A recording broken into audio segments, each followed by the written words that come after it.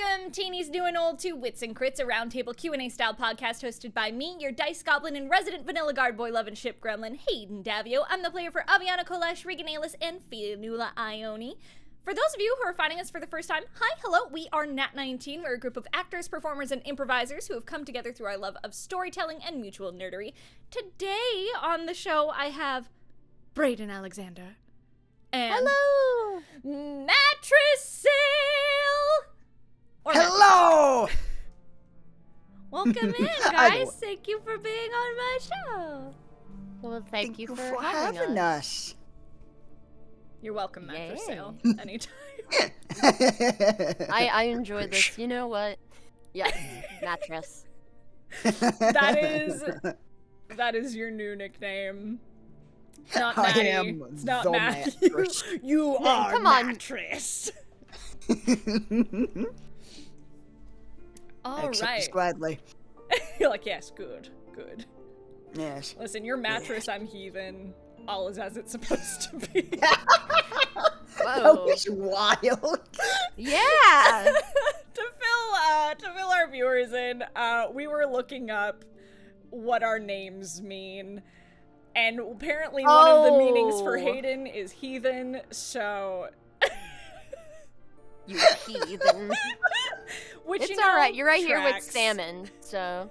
Salmon, mattress pad, mattress, and heathen. We're doing great.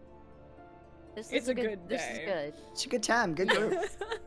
Good group. I like this group. Good This is the vibes, group that good was on the vibes. first episode of Wits and Crits, only I'm not answering questions today. I'm just asking. Ooh.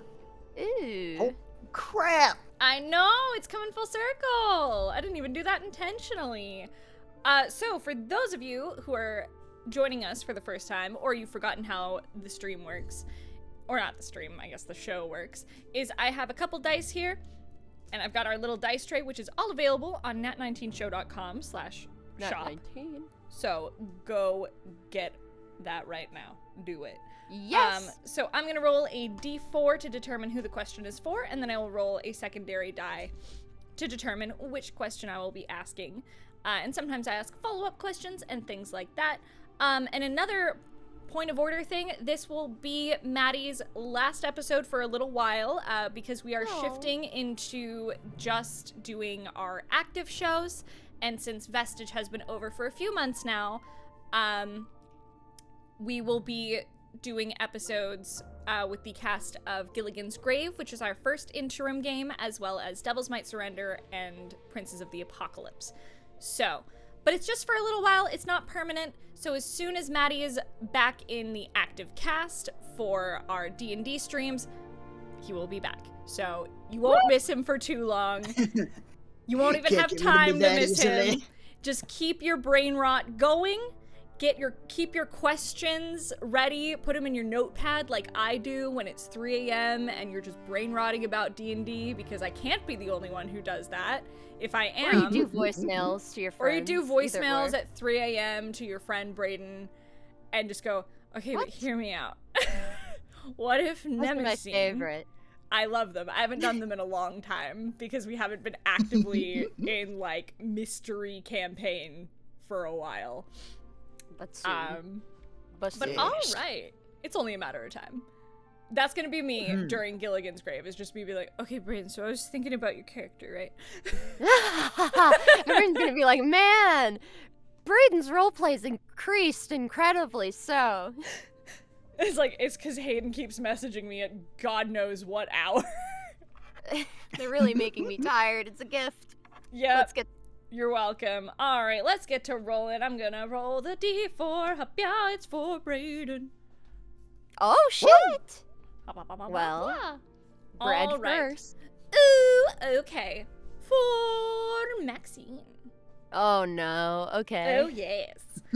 When Krusk was messing with the deck, everyone else was angry that he was using his dark powers, but Maxine was more upset that he was messing with fate. Why did this bother her so much? We've learned a little bit about that, but please, expand upon it.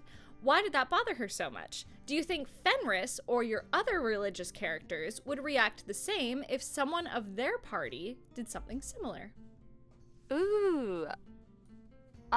Okay, so the context of why this bothered Maxine so much is because she has seen what happens when you mess with fate, and it's kind of this monkey paw situation, or even more so that, if you mess with fate, fate will get you back. And Krusk has already been struggling with his dark powers so much. The concept of him messing with the fate of a deck of many things is insane. In just D&D in general, the fact that he was able to change the face of the card multiple times is nuts. I mean, have you ever heard that happening in, a game, Hayden? No. Until, Princess? Until the Bensley did it. Until the Bensley was like, I'ma do some wild shit. Yeah, so I guess in, the world's context, that is such a affront in the face of something as dangerous as fate. Because that will, Casper lived that day, but that card reading will come and get him at some point. In theory. I think Fenris would have a very different reaction on account of being someone who has already been subjected to a form or an interpretation of the deck of many things and pulling a bad card.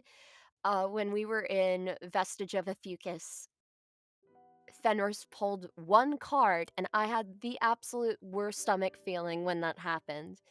And so I think from 2 points of view, because Fenris gets her power from the Pale Lady and Tequin, and I think if she had the context of where Krusk's magic was coming from, she would be concerned, but she would not have such an affront to it as Maxine. Meanwhile, Maxine's kind of been traumatized by messing with the universe and what the world has ordained. But I think Fenris kind of, it's not entitlement, but she understands that people are given the capability to change those things, and that can be fine. It's not always a bad thing. Yeah. But still, poor Melody. Oh my god. That poor girl. I know. Goddamn. No one is gonna go get her. We don't know her. She's just, that's where she is now. She's just in the void forever. Yep. Having no context for any of this is wild. Yeah, so there's a card. I can't remember what the name of the card is, but there's a card in the deck of many things, for your context, Izzy, that I think it's called Void. It might be the Void card. It could be wrong. I'll look it up in a sec. But where your soul is taken, you are trapped, and a big bad devil or demon or some creature of some kind. I'm not looking at the description of the card, so I'm talking out of my booty hole right now. But it's very impressive that I can do this, honestly. But so talented. I know, right? An inspiration. Truly. Booty talker Hayden. Anyway, this is gonna be a weird episode. But sorry, I got very distracted by my stupid joke. But so basically, this girl's soul was taken, and she is trapped in a whole other place. And none of us know her. And the reason for this is she wanted the deck of many things, which was Cody's character's item or whatever. It's his thing. He was told to go get it by his dragon dad. That's a whole other thing. It's very complex. Yeah, he has a dragon dad. Mm-hmm. Yeah, dragon dad. Get you. Following so far. Following. And Krusk, Spencer's character, is wielding some weird dark magic, and is Izzy. I mean, Maddie. He How took a level of warlock. He took a level of warlock. That's how bad this is. Is that bad? Yeah. From taking an evil thing. From taking an influence, he got a warlock level. Think about the ramifications of that. Yeah, he's like super There you go. connected to the cults we're dealing with, and I'm like, Yeah. what if you I love stop doing that that? And he's like, no! And I'm like, alright. Okay. So Cody's character pulled like a dangerous card, and he used these new like oobity-goobity evil magics to change the face of the card multiple times to save Cody's character's butt. I had no idea that was even possible. It's not! It's exclusively this game because Aaron is the king of yes and. He's like, that sounds fun, let's go. Let's roll for it. Hell yeah! Love it's that. great. But, oh It's my amazing. god. But yeah, that's why my character was freaking out, Maddie. Gotcha. Under a teeny bit of stress, I say. Some people making some karma questionable was not- choices. Karma was not looking good that day. Nah. I tried to Gios him to make him stop. Oh my god. It failed, and then I was like, Spencer, you have no wisdom! That was my level 5 spell! I get one of those! You Oh no. bastard! I was so angry. Oh, that's the fucking worst. Yeah, but it's also You're s- juicy. Because I'm like, what do you mean a level 5 spell didn't work? What do you mean? What are you talking about? What are you talking about? But anyway, yeah, that's, so that's what happened. What's gonna happen now is I'm gonna roll another die. Oh, wow. Yeah. Oh, it's for both of us. Ooh. Both of us. Okay.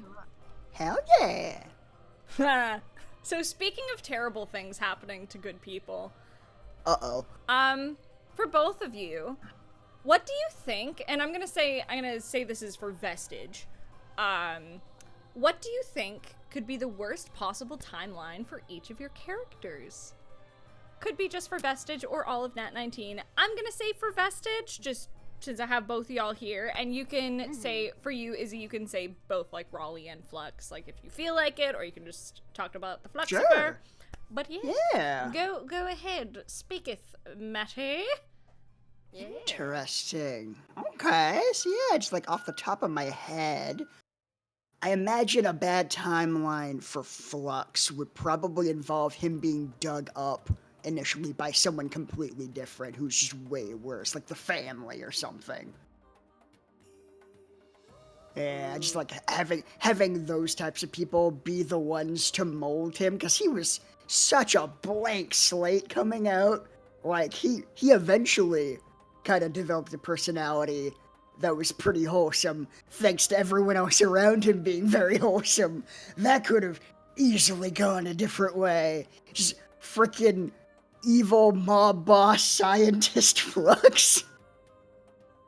That would be sad.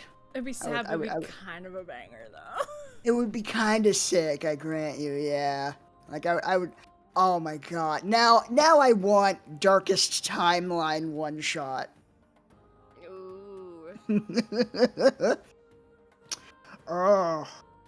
And Raleigh, Darkest Timeline, probably...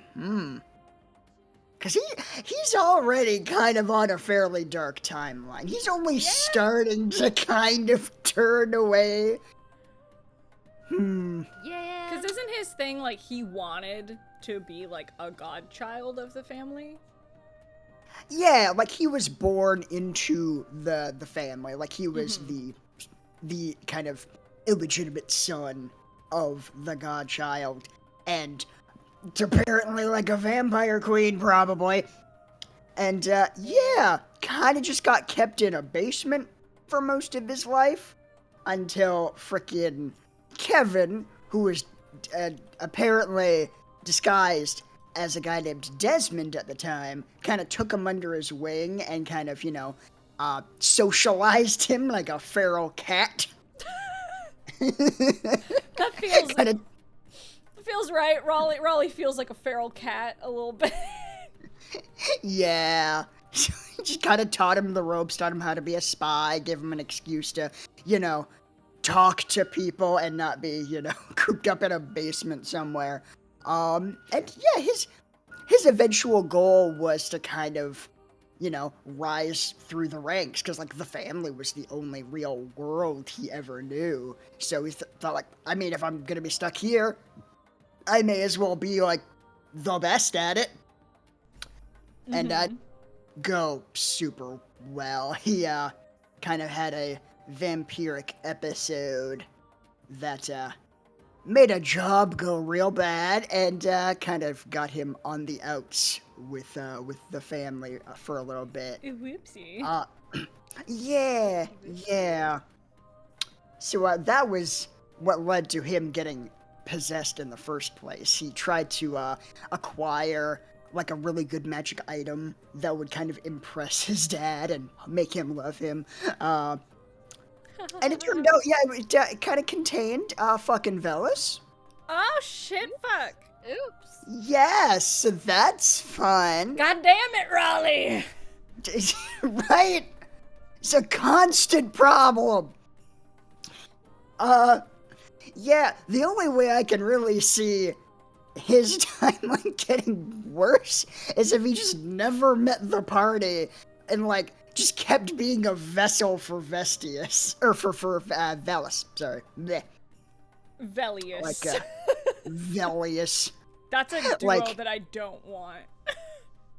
Yeah, like, frickin' if he had never, if Velis had never tried to go after the Crystal Queen and gotten, them kind of ripped apart, if they had just stayed together, doing all kinds of terrible shit, because everything we've heard about Velis doing while in Raleigh's body has been like, oh, I just started a war and just wiped a town off the face of the earth, fucking killed frickin' Quintus's dad, and that was like 2 years! He was only gone for 2 years! A lot can get done in 2 years. It's Yeah. very productive. Yeah. It's fine. It's fine. Now knowing all that, because I've known buttfuck all about Raleigh, save for what I've heard, like, in-game. Oh, really? I didn't know any of that. Now I'm like, shit. I cannot wait. I'm gonna lock that away and not think about it. I'm gonna think about it. But I'm gonna lock it away because now knowing all that, I'm like, there's so many layers that I'm like, if Avi finds out that he's the one who fucking let Velis loose, she's going to kill him. Oh, especially now. Post fucking Velis trauma? She already doesn't like him just on principle. That's juice. Oh yeah. Like I've said many times, I apologize in advance. I don't think she's gonna be very nice. Because it's been a while since we've had someone fresh to Avi. Because she likes all of her friends. She's decided to be happy. And she's decided on happiness in a lot of ways. And she's decided to let her walls down to them. It's been a while since she's had fresh meat. It's gonna be a little spicy, and I can't wait. God, what an ominous. Oh, God, I gotta spend like this next year or two just it'll be my training getting ready for that fight. Oh, I want to argue with you and D&D so bad, Maddie. It's gonna be great. Oh my God, it's gonna be so mean. I know, it's gonna be great, because from what I've witnessed, is Raleigh a little petty? I don't know him very well. I don't know about... I'd have to think about petty. He's definitely catty. Yeah, catty is more the word, which... Give me that shit. Because, like, I mean, I think about how you're playing your character in Space Game. Yeah. You're a little spicy at times. I love it. I love your boy. Oh, I'm glad. It's such a different vibe that I'm used to playing. Because, like, I'm yes. Mr. Fist. I've just like found myself with the last couple characters, like I keep kind of slowly going back into just kind of my characters veer too close to just what I find comfortable, just being kind of like nice and not rocking the boat too much. And it's like I want Sparrow to get there eventually, but like I want him to be distinct. I want him to keep some spice. I fucking love Sparrow so much. He's so fun. It's like, God, it's weird being mean when I just want to be nice to everybody. As someone who plays Aviana, I get that. Isn't it weird? It's weird, because I'm used to playing characters that are closer to, like, Regan, but I love playing the spice. So all that to say, should you ever step into Raleigh's shoes, I look forward to arguing with you. Because I feel like it's an inevitability. I'm just picturing us swirling glasses of wine, staring at each other from across the room. Plotting. Like, I come visit and we're just like not even drinking wine. It's just like grape juice, but we're in the basement. Or like we're in like your office now. We're like, no context. Everyone's just hearing us laughing from the kitchen. Are they okay? It's like, yeah, I think they're plotting. Vestige is in a year. They're plotting. They've got plans to make. I want art of that now. Maddie and I being fucking goblins. I want that. Anyway, I should ask another question. I didn't get I was about to say I should ask another question, but I meant to say over to you, Brad. Yeah. I think the worst timeline for Fenris is if after she missed hitting Tenebros with Vestige of a Fucus, if instead of the Pale Lady going bye-bye for a little bit, if the Pale Lady died. That's the worst timeline. Okay, next question. Oh. That's the worst timeline? I think so. What if Fenris just fucking died because the Pale Lady died? Well, I don't think that would happen. Lexi died and Fenris lived? Oh, that would be terrible. And she just had to deal with that. I think if Lexi's death in Honokuni was permanent. Ooh. Yeah. That's a pretty bad timeline too. I mean, I just thought of that one in particular because that's what I thought might have happened with Fenris's failure to hit, like, grasp Vestige of a Fucus and hit with it.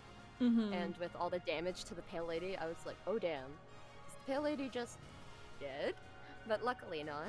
But no, Lexi being dead that changes pretty much everything. So yeah, that is a pretty dark timeline. Dark Fenris arc? Let's go. Yeah!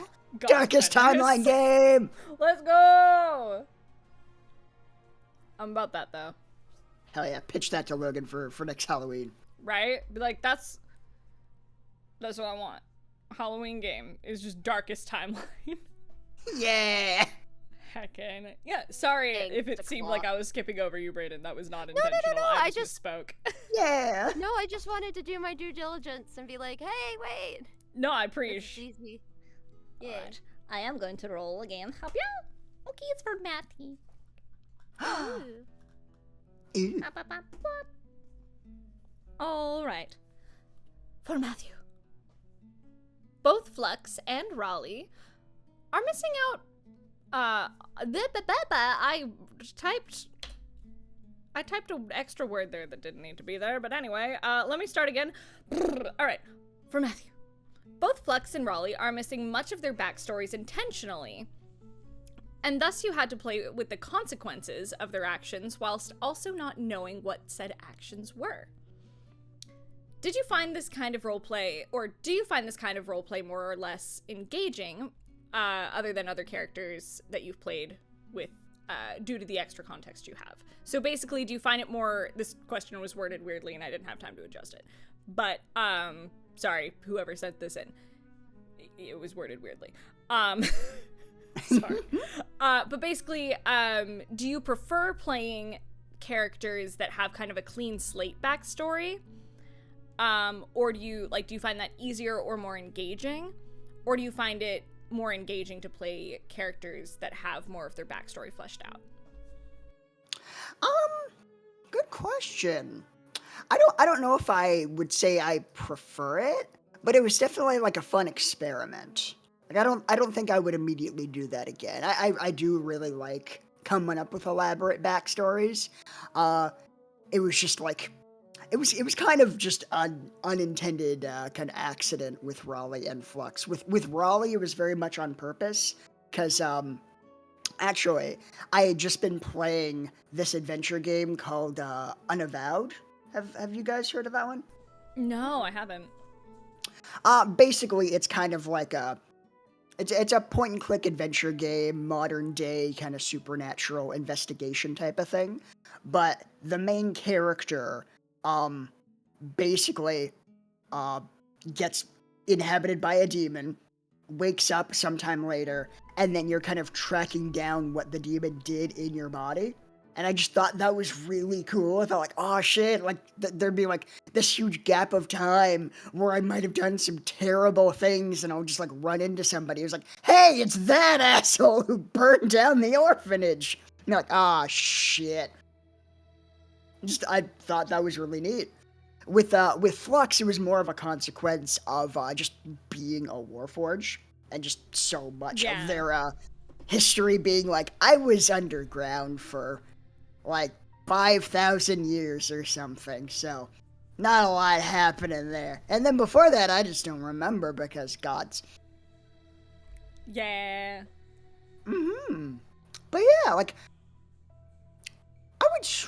I would say of the two, I would still prefer to write my own backstories, but I did have a lot of fun with those two. Like I don't want to make it sound like it was a bad experience because I did really like just unraveling the mystery of like, oh fuck, like I I kind of underestimated how much of a blank check I just handed Logan. Yep. And if you hand Logan a blank check, he's like, I mean, I'ma put so many zeros right here. So many zeros, and you know, no regrets, but the scale is so much more than I could have expected. I thought I'd piss off like a town somewhere. Nah, not fathers. So much. Dead papas everywhere. So many dead padres. So many pappies. Well, alrighty. Hell yeah, thank you. No problem. Good question. Yeah. Thank you for sending in the question. It's for Bravely Boo. Oh! Alright. Doot. Alright, for Fenny Fetty Foo Foo. I know that elf. She's hopping through the forest. So, Fenris is indisputably the oldest character in the party. I mean, save for Flux, but you know what I mean. Yeah. She is Well, he wasn't alive for a lot of it. Like, I mean, like he was mentally. awake. Yeah. Fenris is indisputably the oldest character in the party, and often is looked towards for advice due to her experience. Did you find it easier when role-playing with characters like Tagachi, Flux, Gale, and other older characters due to their similar long life experience? Does she often dote on others in the party as being a bit more rash and childish due to this? Ooh, this is a really good question. Shoot. Alright. Let me think.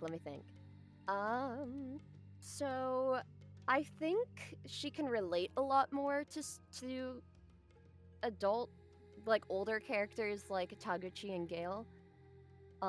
Just in the sense of they're a little bit more calm for one, and have experienced more of life. She doesn't necessarily, she tries not to see characters' ages as like a statement on their behavior. I mean, she does know like Quintus is a human. Okay, he's going to be a bit brash and wild, and he's young. I think she does find some frustration with some of the party. I mean, I think that was a lot of the issue that she had with Aviana, because when Aviana was blowing up and being so angry, Fenris, there just wasn't time for that in Fenris's mind, and that did come off as childish to her in some instances. But in the same breath, she also is excited for them to grow and learn more, because she's aged 179 years, soon to be 180. So it's more that she knows like that change will come, and so she it's more so that she's endeared sometimes by their choices. Like sometimes with Vogan's rage or Aviana's rage, she's like, I used to be angry. And with Lexi's wonder in the world, she's just like, I can't wait for you to see how much of the world you have yet to see. And you have so long to enjoy it. I hope that answered the question. I know that makes perfect sense. But Yeah. It's, I think the character that like Fenris had a really oddly pleasant time speaking to was Hanzo. I mean, partly because he's an elf, and partly because I don't know. It was just like, oh, okay, cool. You're much older than me, but like, I guess it's kind of like, oh my god, elves get this old. Awesome. I can do that. That's cute. Yeah, you can. We believe in you. Fenris does not take granted a single year she's been given. Because, dear God, she was very scared for a long time she wouldn't make it to 100. Whew. Dark times. Yeah. It's fine. It's cool. It's fine. Fine. Everything's good. It's been a long time ago now. It's been a long time ago. It's not like she has a clear reference to the darkest time of her life that's constantly showing, but besides the point. It's fine. It's fine. It's no biggie. It's great. Everything's super great. super great. I'm gonna roll a dice, and Yeah. oh shit, it's for both of you. That's crazy. Cool. Cool. All right. Question for everyone. After playing your characters in Vestige for several years, what internal discoveries have you made about any character you wish to talk about that you found shocking or fascinating?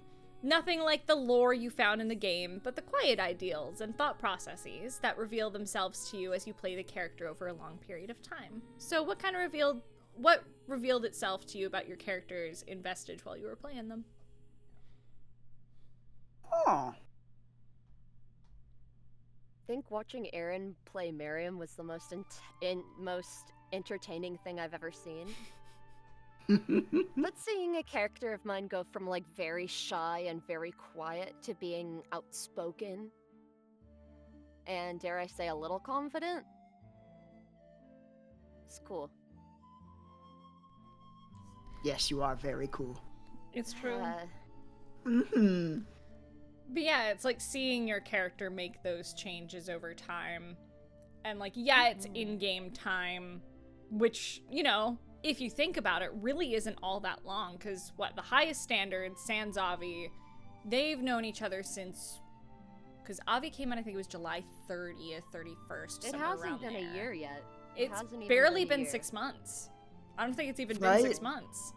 Because we were in... Such a weirdly tiny amount of time. Our party, Sans Avi, highest standard has known each other for I think 4 to 5. I think it's been 5 months, because it is now September when we left off. That's insane. Those are the longest 4 months I've ever felt. Right? We did so Usually much. I blink in 4. I read a book sometimes and 4 months go by. Is that counting the Honokuni time dilation? I think that is me counting the time dilation. God Oh damn. my god. So it's been like 5 months at most.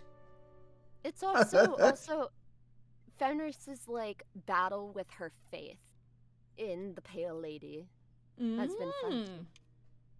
Cause when we started the game, Fenris she had never talked to anyone except for Lexi about it. She kind of just assumed that this was a god that just showed up in her mind, and she wasn't even sure that the Pale Lady could show up in person. And, you know, there was this fear that Fenris had that they were a false deity for a long time. And then they freaking show up and give her a hammer and are like, "You've got this, girl, bye. Peace out." And then later on, they show up again, and it's this big thing with Tenebros, and they have the vestige of a Fucus. And then finding out more of the history and how involved this ancient god is, and kind of then this grappling with the concept of like everyone around you turning and like saying basically what started as your imaginary friend that you thought of to cope with everything, turning around and being like, "Hey, that might be you. You might be a god."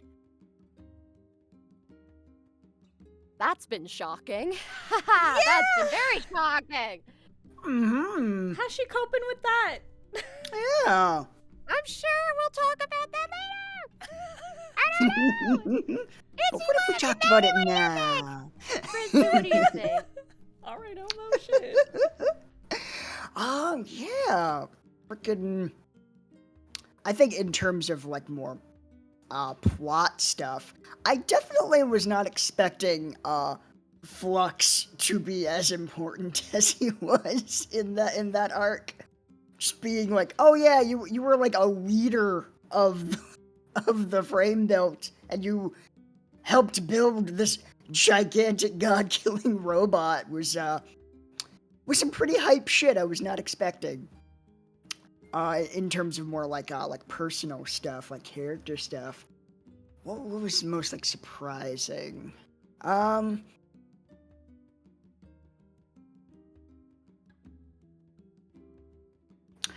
guess I wasn't super expecting him to have a little bit of like kind of learning to be selfish sometimes.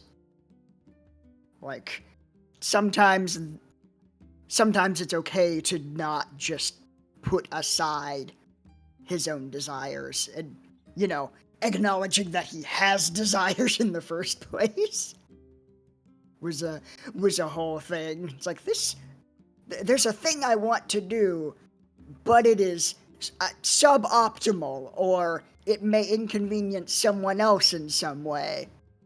But I still want to do that thing. Am I broken? Am I wrong? What's going on here? That was an interesting kind of internal roleplay to go through. It was so fun watching you go through that too, because I was fortunate enough to meet Flux near the beginning of that, because Flux's introduction wasn't too far off of my guest games. So watching you take that whole journey was so fucking interesting, and I was very lucky. I feel very lucky that I got to watch you take that journey with Flux. Feel lucky to get to play with you. No, y'all are such wonderful role players, and I love watching you learn your characters and like getting to talk to you guys about it, and like, it's very cool, and I feel very lucky that I get to watch y'all take that journey. Lucky to get to play with you too, Bread. What? Lucky to play with both of you, you stinkers. You both are so talented and wonderful, and I love watching y'all grow. No, you. No, you. You're both very talented, and I'll fight you if you don't agree with me. No, I refuse. Maddie, I'm like 1.5 inches taller than you. I could yeet you into the sun. Let's go. I don't know about that. I think that depends on the shoes that are being worn. I think How I tall might are be you, a Matt? little No, tall. no, no. How tall are you, Maddie? I'm like 5'4". I'm 5'5.5". Oh, that's some bullshit. I know I've stood next to you, and I was sure I was like the same size or taller. Nope. You're not I mean, taller than me, motherfucker. I'm being tricked. I'm being gaslit. Nope, gaslighting's not real. What are you talking about? Oh boy. This is a hostile work environment. I don't care for this. I don't know. I went to the physician recently and they told me I was 5'5.5", so I'm just saying. So you paid off for your doctor, is what I'm hearing. I don't have insurance and I live in the States, so yes. So you admit it. Your Honor, I rest my case. Your Honor, they're short. Anyway, those amazing TikToks aside, I love those guys. Anyway. It's for Braden again. We're gonna Oh my ask Braden a goodness. question. Sure. Bah. Hoppa. I've already asked that question, Dice. I need you to go with the times. Alright, there we go. Last time on Prince's DBZ Kai. Anyway, did it. I was so smooth. Oh, look at me go. Wow. I'm hating, man. Anyway, so last time on Princes, I'm in a weird mood today.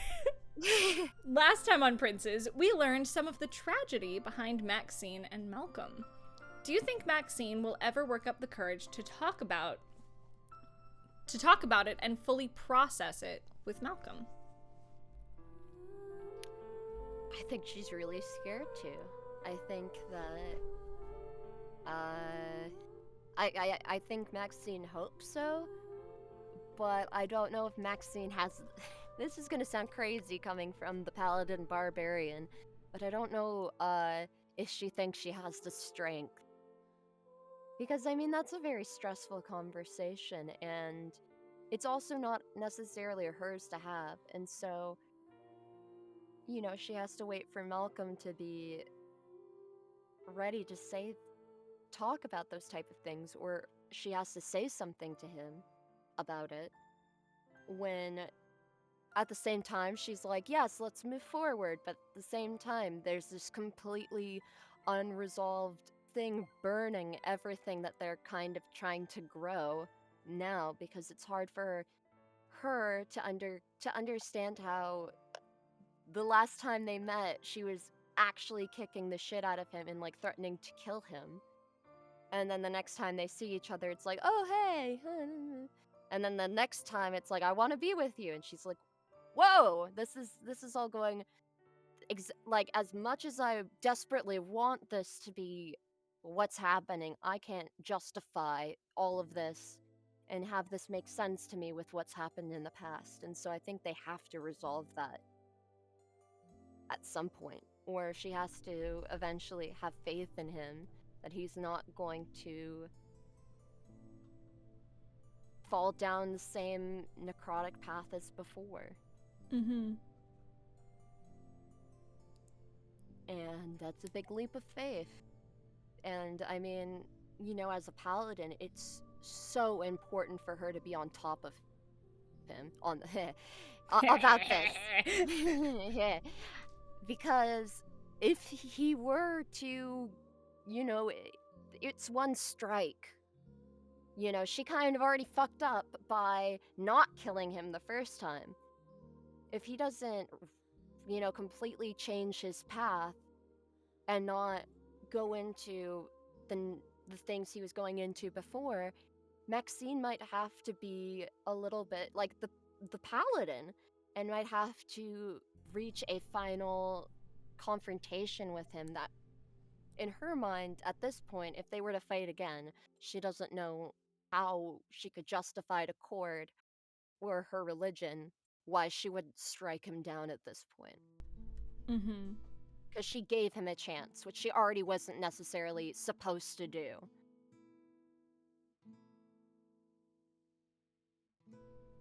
So there's a lot riding on it. Yeah, And with, from what I understand from what you told us in game,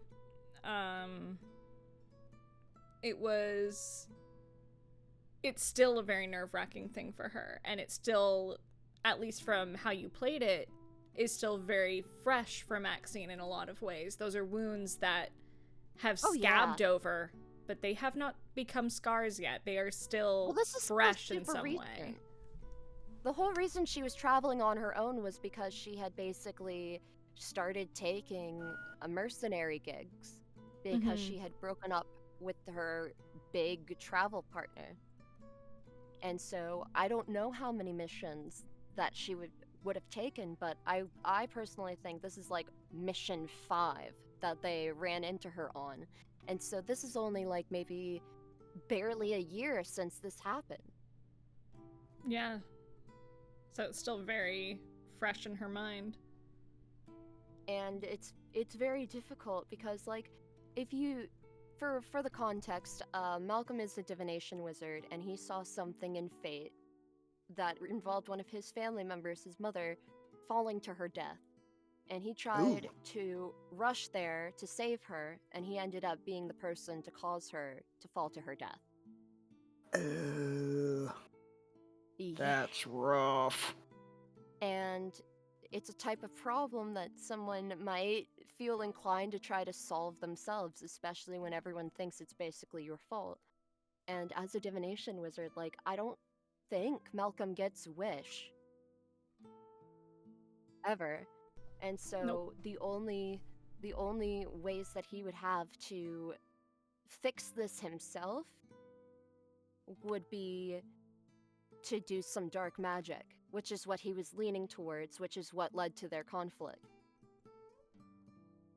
And so I think at this point, there's really 2 ways this can go, in the sense of, like, you either come to terms with it and we put it to rest, or you let me help you with this.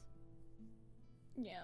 Also, I looked it up. He's a wizard, so Wish is on the wizard spell list. It's just 9th level, so he has to be redonkulously powerful. Yeah. Oh yeah. Oh yeah. And that's your, you could cast Wish, it not go through, and then you're never able to cast it again, which is a huge hindrance as far as wizards go. Mm-hmm.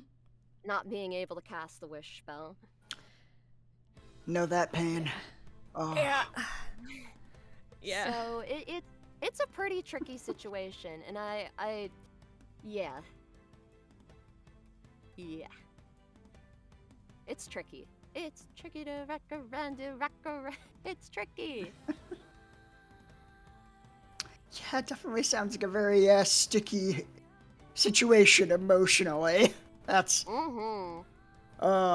yeah, from the sounds of it, that's a very understandable motivation that could easily lead someone down a dark path. It's like, if I just do like one bad thing to do this good thing, that's worth it, right? And then if I just do one more bad thing, it's like, what's one more thing? Like, it just snowballs. And if something calls out to you like, hey dude, saw you're trying to revive your mom, you want help with that? Who wouldn't say yes? Mm-hmm. Like, oh. Not Maxine. Okay. Maxine would say fuck no, but that's besides the point. It's fine. It's fine. Yeah, and then Higgity Heckin' Malcolm was just like, also love you, bye. Drops Yeah, that okay. fucking bomb on her. How's she doing with that, champ? Not good. Like I said before, either she thinks he's in danger or she thinks he's having a fucking laugh. And that it's mean. It's mean and unfair. Because Maxine has also really liked this person for a very long time. And has done some pretty awful things to appease this person. And has followed this person into not the best circumstances, to the point that's why she's a paladin of vengeance. Because of some stuff like that. And so for that person that you've been pining over for so long to be like, alright, I love you. It's like, oh, you're making fun of me now. You're making fun of me. I see what this is. Okay, fucking great. Yeah, it's a heck of a bomb. It's like, I want this to be real, but what do you mean? You loved me. What the fuck? Well, yeah. That's rough. That's rough, buddy. I'm so sorry. Maybe I It's should become the juice. moon. I think Just it's go easier become to Oh, the be moon. Scooch over, It's a Ian. pretty good time. Hell yeah. Move Ian over. and Party up here. Maxine hanging out. Huh. Just puts him in a headlock, squishes his head. No, no. We're gonna be best friends, Ian. Oh no, why are you so mean to me? Did I do something wrong? This is how I she shows mean affection. to everyone. Just noogie. You're like my sister, then I see. Okay. If your sister was 6'5", Not as and such, no. terrifying. But on occasion. That's fair. Mm-hmm. Well, yeah, that's my thoughts on the Maxine question. Oh, Maximu. Hopya! Oh, Maximu, what are we gonna do with you? This question is for Matsumis. I'm There gonna. are so many of these. I know. Eric And in the it's- wings. Aww. I know. That one was for you, Eric. Anyway. We love you, baby. Okay. For Matty. Flux's story, in the broadest of strokes, has been about discovering who he is/was and finding a path forward based on vague footsteps that your predecessors made. Do you ever find yourself wondering about what he was before his memory was set back to factory default? Oh, Like the kind all of the person time. he was. Yeah, absolutely. Like there were so many times when like you would be talking to like a freaking Vanderbilden or oh shoot, Dewey. Just like people who knew him and seemed to be friends with him in the before times, and just trying to be like I don't know if this is weird to ask, but like what was I like? And like they would be very vague about it because like they didn't want to kind of, you know, poison the well, as it were. They didn't want that to influence who he is now, which is absolutely valid, but the curiosity is still so strong. Oh. Yeah. Do you think, Mhm. because he's wanting to travel with Vanderbilden and go to the stars, which is so fucking cool for him, and I'm very excited for Right? Lucifer. That's gonna be so Yeah. cool. I love that. Do you think there's the potential for like his old memories to start like trickling back in, or do you think like the factory reset was like to say the factory reset, do you think that was like permanent? Do you think there's like any chance of things trickling back in? I at least think that the door was left open, because one of the things that he was told was that, unlike most of the other frame built who like were kind of factory reset by the gods, his memory loss was due to catastrophic trauma, which to me means that basically anything might knock something loose at some point when he least expects it. Like I think that could that could be a storyline I could potentially see. It'd be pretty cool.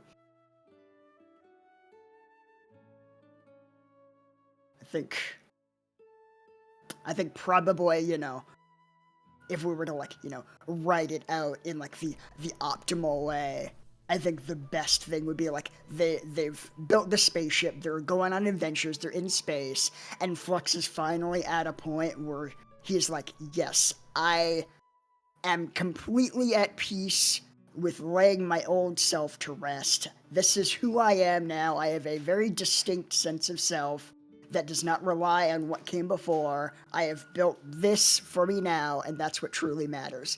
Right when he gets that kind of self-assurance, that's when his memory comes back and fucks all that up. Yeah, that's storytelling 101 right there. It's like, oh, you're at peace? You're happy? Oh, buddy. Trauma. Can't have that. Sure is a nice sense of self you got here. Shame if someone were to piss on it.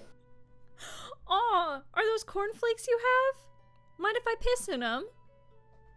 I would prefer that you did not. Well, I'm gonna do it anyway. Let's just find out. Let's get weird. What if I asked you please not to? Oh, you are doing it. It's like, oh, you're already.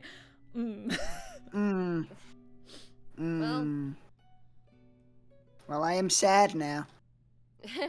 Maybe all the piss goes to the bottom. Okay, I'm done. Yeah, just. Oh God, I don't want to think about the mechanics of do milk and piss mix. Okay. I'm gonna ask another question. Oh, joy and rapture. Braden, I have another question for you. Me? It's for What do you want? for Fenris. Yeah. Fenris was unconscious when Velis said she was not what he thought she was. Do you think this means she's not 100% not God? If so, do you have any theories of what her connection with Nemesis and the Valkyries is? Go off. Okay. Ooh. No, I do not think that this means that she's 100% not a god. Here is why. Both Velis and Logan, and by proxy, are coniferous bitches, which mean they say stuff so that you listen to it and you're like, yes, I know what you mean, Velis. But maybe we don't know, because maybe he was looking for something else in Fenris. Because it's Velis, and Velis looks for different things in different people. So Velis could be up to something completely different. So I don't 100% think that's closing the door on her not being a god. But I also don't think she's a god. And also Fenris really would be terrified of the ramifications of being god all this time. I personally am on the track that she might be an aspect of a god. Maybe. A vestige, perhaps? Gosh. I mean, you That know? would just be... I strangle Maddie. No, It's the Bart Simpson strangle. Yep. Yeah. I really don't know. My theories are maybe she is a vessel, a vestige if you would. Maybe she's a reincarnation of an aspect. Maybe she has like a little tiny Inuyasha style shard of her in her, or I'm not quite sure. So I have theories, but they're all confetti because it's difficult. It's a toughie. Because you've got some. Because even Grigelgagor was like, now that I look at you, you're not who I thought you were. So I think she might be like a copy of a copy of a copy, or maybe just like trickled down spiciness, godliness, sparkles, but I don't know. Because there could be just like an aspect of Nemesis within her, or she's connected to an aspect of Nemesis in some way. Because like if you think about the domains that Nemesis, because it's time and memory, right? Yeah. So if you think about that, and if you think about how things are going with Nemesis trying to wake up, I feel like Fenny is connected to the time aspect of her. And like the visions is like the visions that Fenny gets is like the small amount of that power over memory. So I think, because she's clearly intrinsically linked to Nemesis in some way. So I think it's one of two things. And you can tell me if you agree with this theory. These are the kind of voice messages that I send Braden at like 3 a.m. It's true. Amazing. It usually goes exactly like this. Like, you can tell Yeah. me if I'm crazy or not, but just hear me out. Yeah, it's always, okay, but hear me out. You can tell me to go throw myself into a ditch, and I will. And I'm like, wow, That's let me hear the theory at least. Like, just You say can the hold my theory hand through a first. shredder. Like, just tell me what you're thinking. Yeah, it's true. So I think it's like either an aspect of Nemesine lives within Fenris, like similar to the Mystra situation in Flux, but more cognizant, because Nemesine's not a dead god. Yeah. Or And there are aspects of the gods running around. Like, there's an aspect of Tequin who's running around. yeah, If I exactly. remember properly. Or it's like it's part of Nemesine. It's an aspect of her that is reaching out to Fenris to try to get help to wake up properly, you know? So, or like kind of using, like not using negatively, but moving through Fenris as a way to still do her duties as a god is another part of my theory. Yeah. Whatever it is, it's gotta be just insane and high concept. Like, freaking Fenris is like a dream of, like, a memory in Nemesine's head, given form and life. Just energy swirling around and just gave birth to a whole person just running around somewhere. I just thought about something. Uh-oh. Okay, so Braden, I feel like I might either make you cry or make you so angry at me, but I just had a revelation. Oh, Lord. Okay, so you know how... Is it Nemesine that is feeding off of the Shatterkai's memories, or are they trapped by something else? I can't remember. It's been a I minute. think they're definitely in. Okay, people were hypothesizing that it was Nemesine, but I disagree.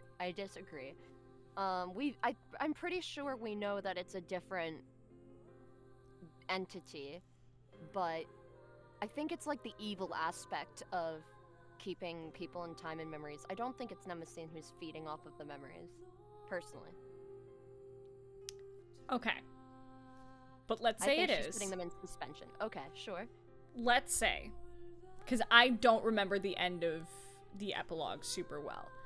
I don't remember what Seiryu no Tenkei said to Fenris super, super well, if I'm going to be honest. I got a little distracted by all the Velis shit that happened. So I'd have to go look at my notes. Fair. But what if, because Fen's parents are trapped too, right? Yes? Yes. Okay. What if Nemesine saw Fen through her parents' memories, through feeding off of them, and could see that there was still a Shatterkai out there? Right? Chose to use Fenris. What if Fenris is the chosen of Nemesine? So Nemesine is kind of acting through Fenris to go do what Nemesine needs done while she figures out a plan to revive herself. That is my theory. It's concerning, to say the least. That means God help us, because that's very much maybe Nemesine is evil. I don't think she's evil. I'd say she's more neutral because Very of neutral. her wanting to, like, freeze people Everyone in in a like the moment of perfect peace. moment. Yeah. Yeah. Which means well and is good in concept but bad in execution. Yes. Mm-hmm. So yeah, that's just my random theory. Oh gosh. Well, You get to sit with that. yeah, I'm gonna leave that for later, Braden, to worry about. I'm gonna be real. I choose living without stress. So in 2 years or a year when I'm grappling with that, you're welcome. Sorry I didn't think about it too hard now. Oh well. No, you're fine. I I think about y'all's characters a lot. Aww. Thank you. Do I brain rot so hard? Oh, anyway. It's fun to play with you guys. Yeah, it's so good. Everyone's so thoughtful about their fucking characters, and I love it. Everyone's so willing to make discoveries, and it's great. Yeah. Ooh, this is for both of you. And I've just decided which question I want to ask because I loved this when it came up. So, given both of their oaths of vengeance and their similar but different dispositions, what would Maxine and Monty's opinions be on each other? Huh. That's probably easier for you to elaborate on, 'cause you know you've been in the game with I both kind of of those I kind of characters. have the disadvantage of knowing both characters very well. I'll link a photo of Maxine in chat just so that you can like look and be like, ah, yes. I don't know if they would like each other. I might need a little bit of a refresher. Izzy, Yeah. why was Monty of Oath of Vengeance? Because he was going after Big Dragon Carnifex. Boy? Yeah.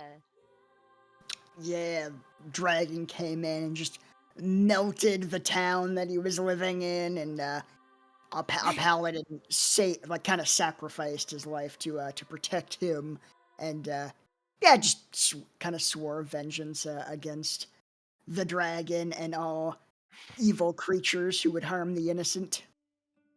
Yes, good. So Maxine is not necessarily. I posted the picture, by the way, Maddie, if you want to look. She's not the See most here. morally positive. You know, Core doesn't necessarily care about right and wrong too much. You know, he's like, kill some Yeah. undead the good way for our Lord and Savior. And she's like, word. So, and she's very blunt and very violent. I love her. So I think Monty wouldn't know what to do with all of that, and so would be like, yes, excuse me, miss, if you could just, and she's like, fuck off, I'm gonna kick the shit out of this Minotaur, and you're gonna watch me tear its head off, ah! And he'd be like, oh dear God. But he would also probably get a kick out of her, like, tapping people on the shoulder and being like, excuse me, right, pardon me.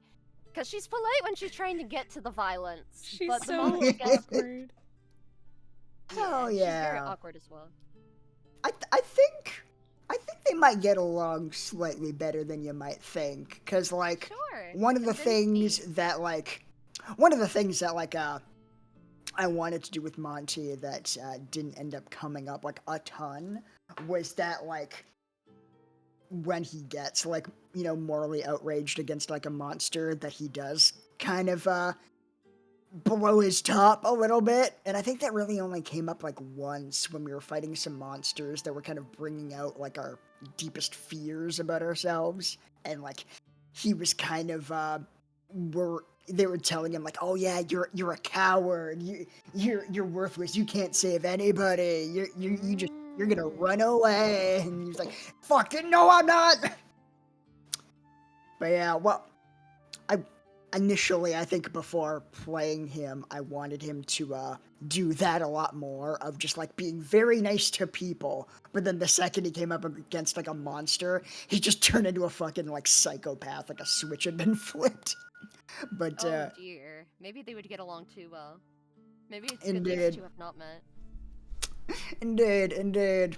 So like a lot of that didn't end up like really kind of coming out in like the final version, but I do think there is it's at least internal, if nothing else. Like when he's coming up against a monster that he knows has hurt people, it's probably a really big effort to not just fucking lose it. Yeah, I think he would have to deal with like having that restraint next to someone who does not. So it might be this interesting dichotomy of like he's like, hey, I've been going through something that seems pretty similar to you, and like, here's what like works for me if you maybe want to try and like control that a little more. And then on the opposite end, it's like, but like, what if I just did what she's doing and like gave into it? What if I just went fucking nuts? What if I just went ape shit? What if I just Nice killed one. all the things? Do it. Do it. No regrets. Just this Fuck weird it. like tug of war. It's like, oh, whose ideals will win out here? That My would, idea I is feel like best. they would be an interesting Cause I dynamic. said so. Cause my god said so. Fucking cord. Love you, man. Fucking cord. Kids Yeah, her you fist, electric puts it up to the bitch. sky. So I don't know. I Fuck mean, you. certainly violence has its place, but to be so unrestrained, I mean, others could get hurt, and there's a certain amount of decorum That's that the must be fucking upheld. And, point. Yeah, think about that one. High and mighty.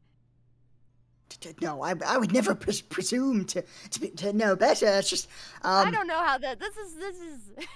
Hi and Monty. Anyway. High and Monty. I miss that boy. Monty. The only thing I'd ever heard of Monty was the Gridler animation. Yeah. Where it's like, do you think he knows that Jolene likes him? No idea. Yeah, he's good. And to preface, I think Monty had been there for like 2 sessions at that It's point. true. And he's like, oh no, I see what's going on. I get it. Yeah, Mhm. I clock it. Clear to everyone but fun. Hadrick. Maddie deserves a freaking gold star for Strahd just because also he had to go through me as Jolene viciously rejecting him for no reason. But that was so fun. Just being on the other end of that, being like, I feel like I've been dumped, but was never dating you, and I'm very confused. I mean, why would you have been dating? It's ridiculous. I could never love you. I didn't think you did, but I appreciate your Oh, honesty. thank goodness for that. Lest you be heartbroken and desolate for being rejected by a princess. You're taking it better than most. Would you like it if I was more distraught? No, not this time. As you wish, I've princess. gotten enough of that anyway. I need something new. I'm bored now. Oh, Monty, we can do something such how wonderful. We can just be friends. This is a new experience. Usually I tell the guards to get them, but you can stay within 5 feet of me. Oh, No thank closer. you. I would love to.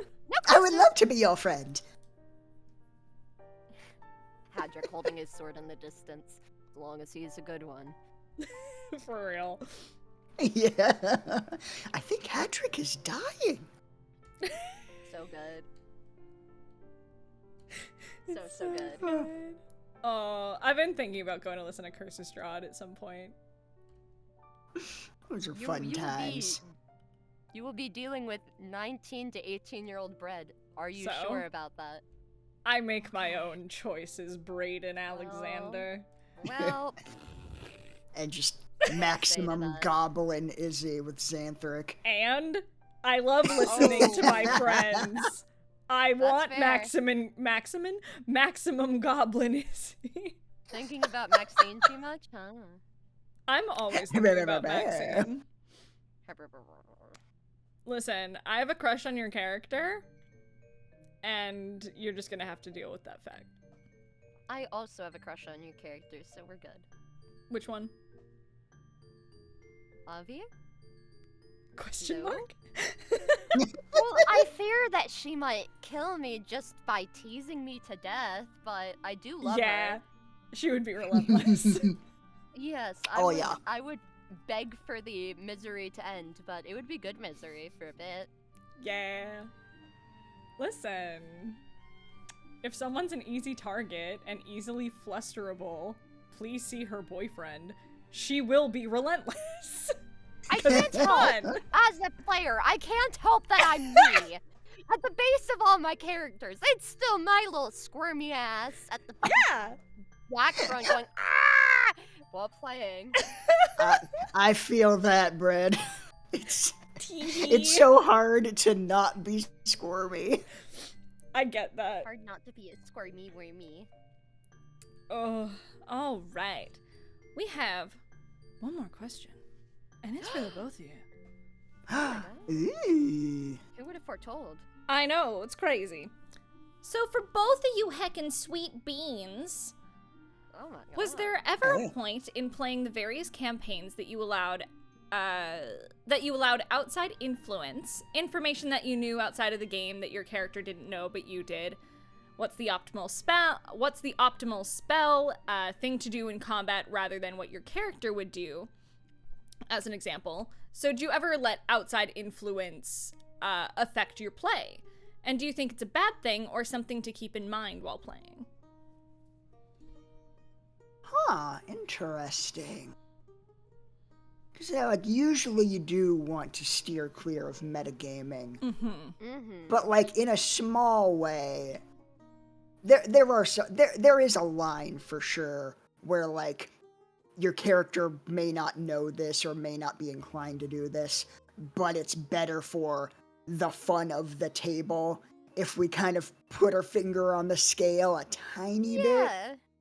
If you as a spellcaster have your ears open and you hear that your party might be going to an ocean place or like a lake, you might take water walking. I don't know if that's metagaming or not, but taking spells that you think that will be prudent, I don't know if I would call that meta, but there's Yeah. always a little bit of an influence of like, okay, what's fun and what's going to be something I can actually use in this next conflict or this next bit. Like having For sure. something prepared. I usually take a spell that I'm like, I don't know if I will cast this, but I might, or a spell that is a bit dire or is a bit out there. Like, for example, speak with animals or whatever I took to speak with the cows. I You didn't know we took were going to be talking tongues. to... Yeah, Yeah, I that didn't was know we it. were going to be talking to cows, but there's a whole bunch of different species in the cauldron and different creatures. I could have used that talking to the dino people if we ran into Yeah. them. I took that Yeah. just for funsies. Did I take it replacing a questionable spell? Yeah, but no one died. So Yeah. I Braden, would do it again. I learned from you that day, and since then, Revivify has never been off my Regan sheet, ever. Aw, I'm glad that For you learned fear. lessons that I'm not willing to. Mm-hmm. It's not worth the mean, risk. Mm-mm. Because I know the moment I do, someone's gonna fucking bite it, and I'm gonna go, Yup. You know that I'm like, Even when I don't have now that you- diamonds, it's still on there. yup. I just really enjoy. I mean, I don't know. I like trying different spells out. I like switching my spells out and picking different things. Being a cleric, you kind of got everything. A lot of yeah. friggin' spells. So it's good to keep a good mix. For sure. Yeah, you do whatever is fun for you. Like, just playing, like, just picking, like, the exactly optimal spells for any situation, like, it's not necessarily going to be very fun. Yeah, and also it probably won't be as helpful as you think you're being, because if you just take what you expect to happen, you won't take the spells that have uses that you didn't even think of. Mm-hmm. Robs you of But those there- moments of discovery. Yeah, there have been many times I took a spell that I wasn't intending to take, or I was just like, sure, F it, I have a spell slot that I can accommodate that spell, and I have ended up using it, and it, that's how you grow as a player, I guess. Mm-hmm. Yeah. Like, I think spell choices are like definitely one of the more acceptable places to kind of metagame, because especially like when you're a cleric, it's one thing because you can prepare, your spells every day. But when you're like something like a wizard that has to choose them on level up and like you're stuck with those, it feels a lot more acceptable to be like, I don't want to choose a spell that I know for a fact in the meta is going to be useless just because it makes sense in character. Because, like, that might not be fun. It probably will be frustrating. Mm-hmm. Yeah. In terms of, like, more in-game stuff, like, it definitely... You want to be a lot more wary of that, like... But there is a place for it, like, for example... Also, no, go on. Oh, sorry? No, like, if... You were saying your thought. Yeah, like, what am I thinking? Oh no, I've totally disrupted your thought.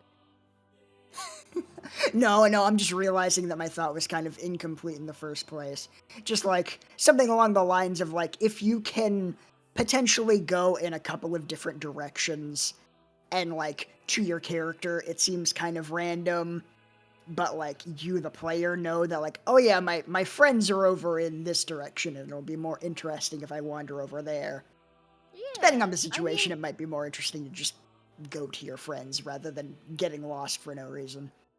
If you think about it, leveling up is one of the parts of the campaign that you as a player are doing outside of your character. So it's not even metagaming at that point. It's just, like doing the statistics before the game and being like, okay, what are we going to be dealing with? Yeah, exactly. But yeah, it's definitely a thing to be wary of, like, because, like, on the opposite ends of things, like, there's absolutely a situation where getting lost on purpose and going in the wrong direction might be the more fun choice. And that is also, in a way, metagaming, because you're purposely going where your friends aren't. But it's fun. Right? It's like, either way could be considered metagaming. Either way could lead to fun. There's so many times where it's just like, okay, but what if I do the fun thing? What if I do the silly D&D thing? Let your intrusive thoughts win! Yeah, honestly, what if I let my intrusive thoughts win here? And it leads to such good shit sometimes. Those are some of my favorite interactions. Those are the moments that people remember sometimes. Like, I'm gonna reference DMS here real quick. So, we do essentially style challenges. So let's say most recently we're driving full speed away from a Godzilla-ass motherfucker. Like, think Metal Godzilla is the best way, so I don't have to go into it. It's sick as fuck. So it was a chase, and we had to try to get away from it, but we were also trying to keep it close to us so then we could attack it if we needed to. We just wanted to get it out of the city and, like, to get towards the big bad was the idea. But it was like, okay, as you're driving up this way, there's a skyscraper in your way. What are you gonna do to get through that? Let's go through. What does everyone want to do about that? Or there's two skyscrapers falling towards you guys. What are you gonna do to avoid the rubble? So it's like, okay, because you know the Wand of Wonder, I think it is. Yeah. Yeah. Basically, it's wild magic. It's wild magic. The weapon. The stick version. Oh, okay. Yeah. Manny, Aaron's character, his little 13-year-old boy, has a ring of wonder. Oh, so no. Aaron, being the table-loving motherfucker that he is, likes to use this ring a lot. So he's like, Ring of Wonder out the sunroof. It's like, okay, I'm going to cast the Ring of Wonder towards the bottom floor of this building, and I'm going to use this ability that I have in order to roll, I think it's like 6 times or something along those lines. Chat, you can correct me. So much happened. I'm going to roll X amount of times off the table, and I'm going to pick the one that I want. One of them was fireball. So it's like, okay, I'm gonna fireball the bottom floor of this building so that we can drive through it and get away so that the building will then land on the big motherfucker chasing us. And there's just doing things like that where you just have to think on the fly and kind of let the intrusive thoughts win and be like, DM, can I try this? Those are the best times in D&D. Is asking your DM if you can do weird shit. And I'm so glad we have DMs who are willing to be like, okay, yeah, let's think about this for a second. Yeah, we can make that work. We have DMs that will, like, work with us to walk it there. And they're willing to get weird. So weird. We love our DMs. We love our DMs. We love you, Aaron and Lynn. Mwah.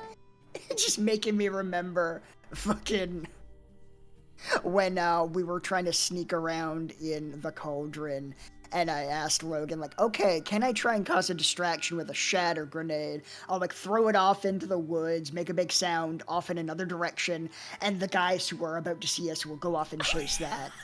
And I, like, nat one, and Logan said I, like, hit a bird in flight and just detonated it.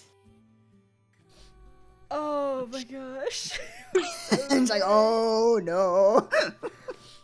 That was such a beautiful string of events after that. It was so good. It was such a mess. I loved it. Well, you know it wasn't a mess. This episode. Yay! And that is all the time we have for today. Thank you guys for your chaos, for your friendship, for your wonderful answers to all the questions. I really appreciate you guys being on. I couldn't ask for better players to play with. I appreciate you guys so much. I appreciate you so much. Couldn't ask for a better host. Wow. Yeah. For real, I'm for pretty real. okay. You're amazing. Thank you. I'm Gold glad stars. you think so. Thank you. I did it. No, that's a deflection. Stronger than I me. said, It. bitch, I said thank you. Yeah, These are but you're other just part was agreeing unnecessary. that we think that. You're not agreeing that it's true. Thank you. It is true, though. Anyway, tell the beautiful teenies at home where they can find you. Starting with you, Matthew. Okay. Where do you can live? find. Well, my address is. No. Yeah, frickin'. Yeah, you can find me over on YouTube at Something Witty Entertainment. We do, sort of online abridged, My Hero Academia abridged, and we actually started streaming our usual Friday night gaming streams. We started doing that on YouTube now, so should hopefully be easier to find.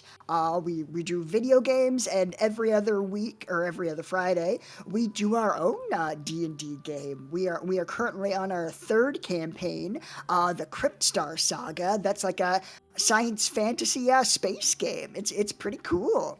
I play a cat boy with giant robot fists, and he's angry all the time. And he's called the Fister. He's Yeah, Mr. he is. Fister. Mr. Fister. What was Bobin Collier's like Saltwat BV? Oh yeah, Saltwat BV. Saltwat Because BV.